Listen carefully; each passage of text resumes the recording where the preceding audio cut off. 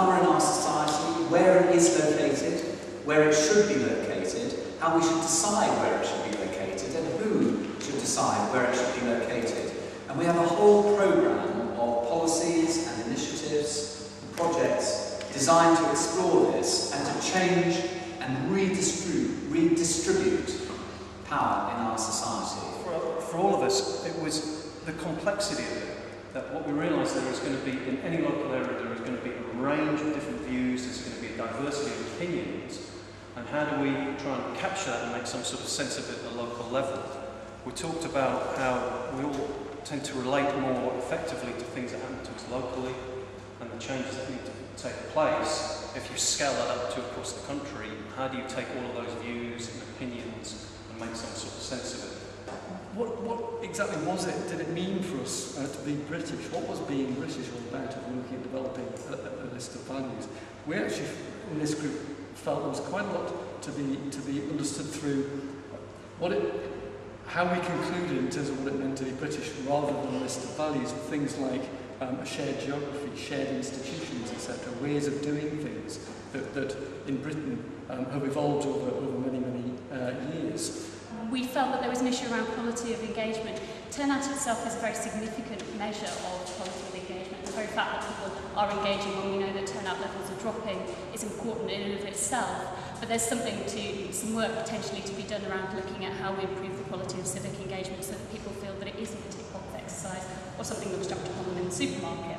To get a useful, meaningful and valid Bill of Rights and responsibilities would necessitate a really sort of mature and reflective national dialogue as well, and debate and things.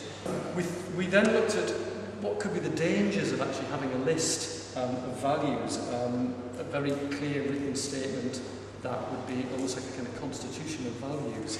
And the danger that could lead us to operate in society in an oppressive way and try to impose those values on other countries. We wanted to ensure that whatever methods that we were looking at, that we were in some way dealing with the voices that shout loudest and trying to ensure that it's representative of all of our views. We did talk about the convenience culture and access to different methods of participation. Do we need to move participation out of the institutes of civic society, town halls, schools and libraries, and put it in supermarkets, in more accessible points of access for individuals? Do we also need to look at new voting methods, new engagement methods, for example, electronic systems available to us, and if so, how can we explore some of those?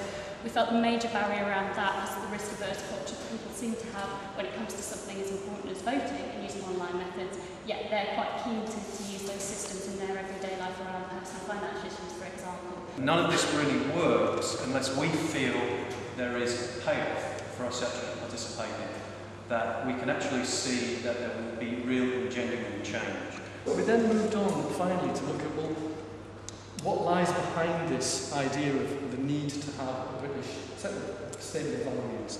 And, we're not clear on that. One theory was that it was in response to government to concern about Scotland breaking off. And another idea was that it was a concern about the broken society that has been talked about in the press a great deal recently.